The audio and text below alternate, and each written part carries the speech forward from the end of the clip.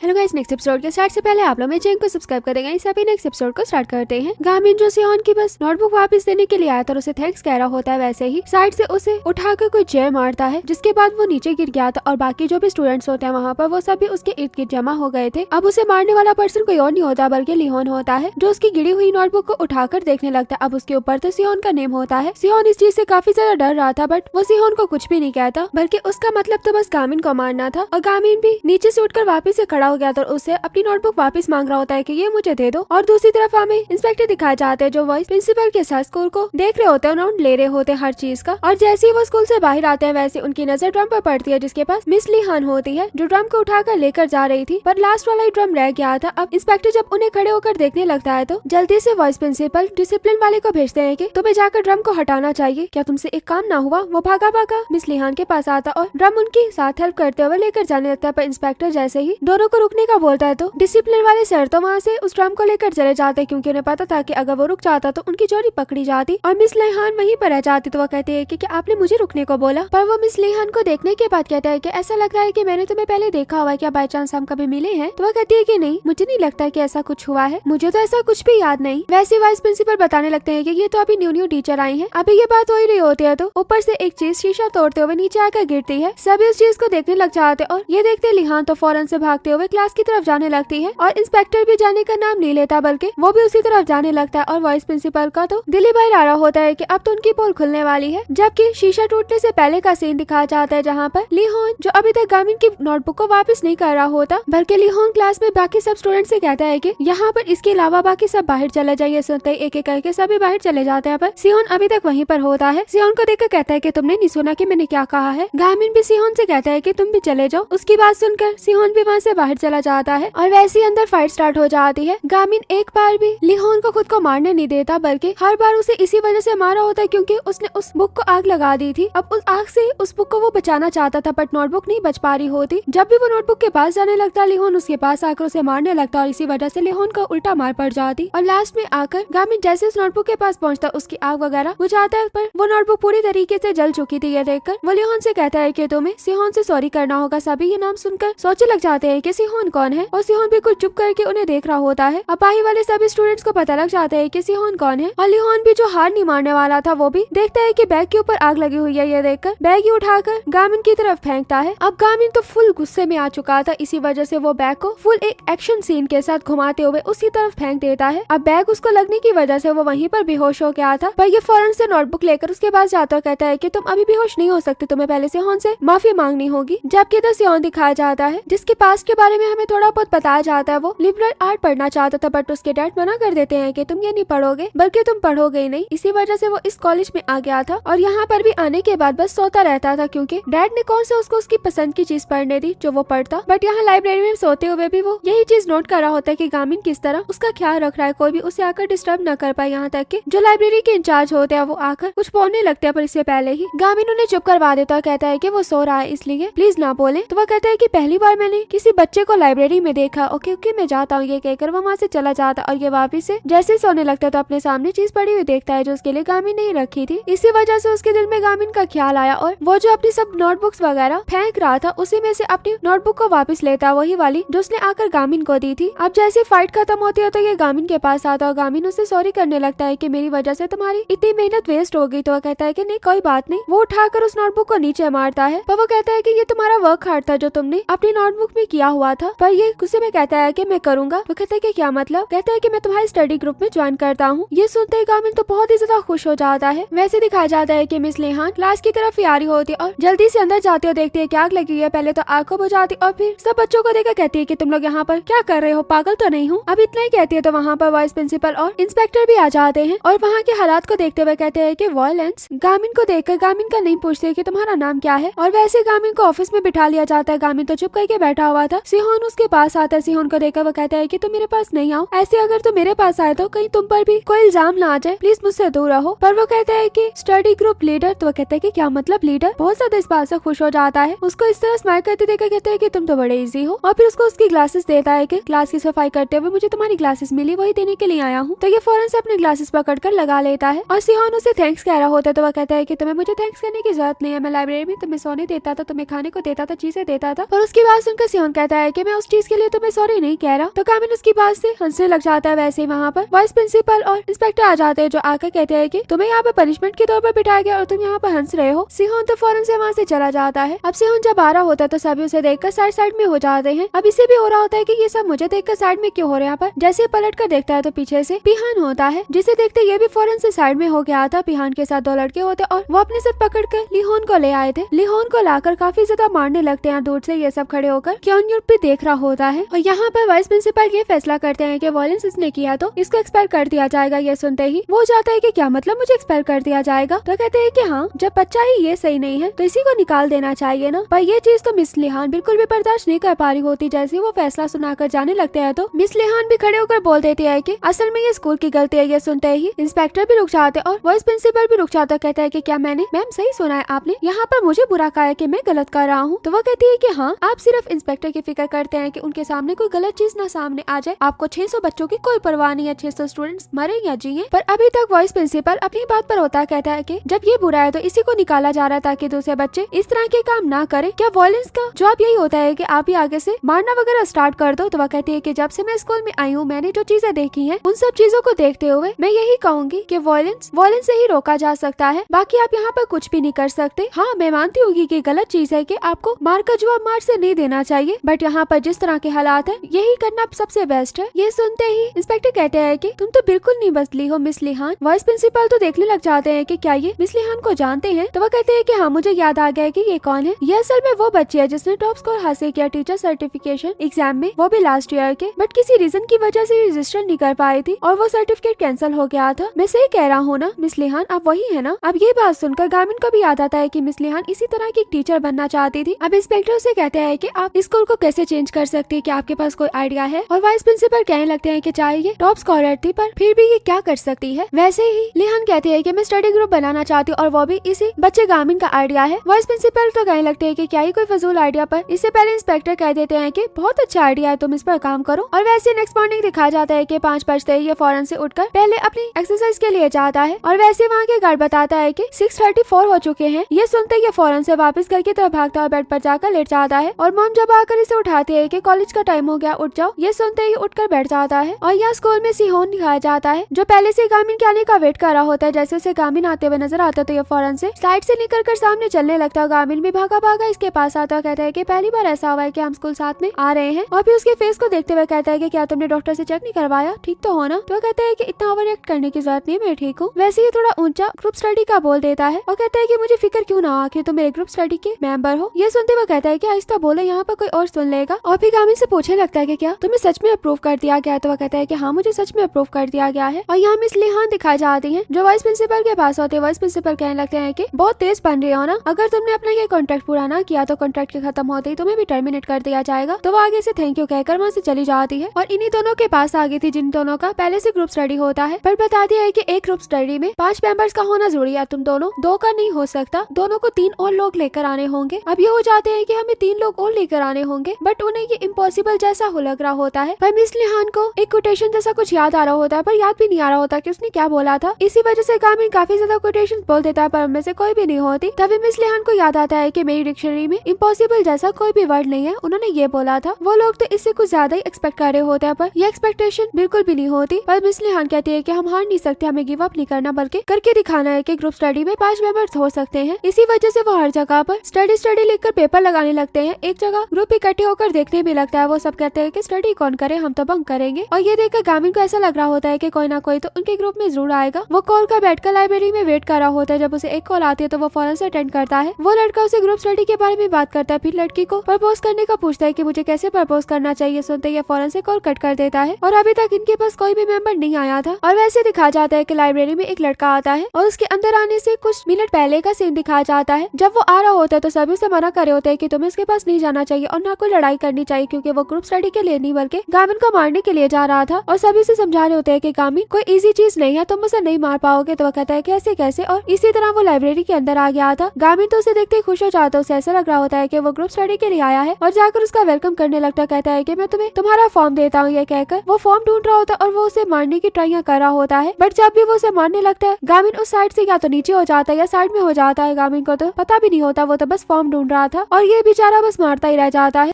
Sihon तो सामने बैठा सब कुछ देख रहा होता और ये सिहोन के साइड में भी आकर बैठ गया था। सिहोन काफी डरा हुआ था। गामिन को तो कुछ भी पता नहीं होता कि उधर क्या चल रहा है। वैसे ही वो देखता है कि उसने जो फॉर्म उसे देना था वो उसी लड़के के पाँव के नीचे आकर फट चुका था। तो उससे बोलता है कि ठीक है, मैं लॉकर से तुम्हें निकाल कर देता हूँ। ये कहकर लॉकर की तरफ जाता और जैसे ही वो उसे मारने लगता है तो पहला ऊपर वाला डोर उसके हाथ पर लग जाता है और इसी वजह से गामिन बच गया था। और जैसे ही वो नीचे वाला डोर ओपन करता है उसका सर लग जाता है, जिसकी वजह से वो वहीं पर बेहोश होकर गिर गया था। ये देखकर सभी को लग रहा होता है कि गामिन ने ही जानबूझकर ऐसा किया। किसी को भी ऐसा नहीं लग रहा होता कि ये सब बाई चांस होता गया है। जैसे ही गामिन लॉकर बंद करके देखता है कि इसे क्या हुआ है और उसकी नोज से ब्लड आते देखकर और भी ज्यादा उसके लिए परेशान होने लगता है और उसको उठाने की कोशिश कर रहा होता है। और बाकी सब जो बाई से खड़े होकर देख रहे होते हैं उन्हें ऐसा लग रहा होता है कि अभी तक वो उसे मार रहा है और दूसरे पर्सन से भी जाकर ऐसे एक्सप्लेन कर रहे होते हैं जैसे कि पता नहीं उसने क्या कर दिया हो। सबकी नजर में वो एक पावरफुल पर्सन बन चुका था और गामिन बैठकर अपने पहले वाले मेंबर की फिक्र कर रहा होता है कि एक ही मेंबर आने वाला था, वो भी बीमार हो गया। सिहोन उसकी बात सुनकर कहता है कि वो ग्रुप स्टडी के लिए नहीं आया था, तुम इस बात को समझ क्यों नहीं रहे हो। पर वैसे अचानक से गामिन खड़े होकर कहने लगता है कि हम इस तरह बैठ नहीं सकते, किसी का वेट नहीं कर सकते, हमें कुछ जाकर देखना होगा कि कौन बच्चा हमारे साथ ग्रुप स्टडी करना चाहता है, कौन नहीं करना चाहता। यही सोचकर वो कैफे में आ जाते हैं जहाँ पर सभी स्टूडेंट इसे देखने के बाद डरे होते और अपना मुंह भी छुपा रहे होते हैं। ये सभी को बस देखने के लिए आया था और वहीं पर इसकी क्लास के लड़के भी होते हैं, वो भी अपना मुंह छुपा रहे होते। एक पर इसकी नजर जाती तो ये फौरन से उसके पास जाता, उसके क्लोज होकर उसे देख रहा होता। उसकी तो सांसें ही अटक चुकी थी। उसे ये होता है कि ये उसे फोर्स करेगा अपने साथ स्टडी करने के लिए, इसी वजह से वो उसे नजरें भी नहीं मिला पा रहा होता। पर गामिन को उसके अंदर स्टडी के नाम पर कुछ भी नजर नहीं आता, इसलिए चुप करके वहाँ से चला जाता है। दूसरे वाले कैफे में जब पहुँचता है तो इसका क्लास वाले उसे देखकर डर जाता है, जिसे डरा देखकर बाकी सब भी देखने लगते और एक एक करके वहाँ से उठकर जाने लगते और पूरा का पूरा कैफे खाली हो जाता है। अब ये देखकर गामिन को अजीब लग रहा होता है कि सभी लोग यहाँ से क्यों उठकर चले गए। और फिर जब वो कॉरिडोर में आता है वहाँ पर भी एक भी स्टूडेंट उसे नजर नहीं आ रहा होता, पूरा का पूरा कॉरिडोर ही खाली होता है। और यहीं पर हमारा ये पार्ट भी एंड हो जाता है। वीडियो अच्छी लगे तो वीडियो को लाइक करना।